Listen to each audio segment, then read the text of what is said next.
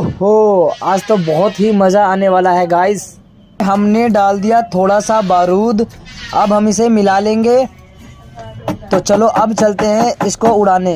Guys आज बहुत बड़ा धमाका होने वाला है। मैं तो अपने कान बंद करने जा रहा हूँ, आप भी बंद कर लीजिए।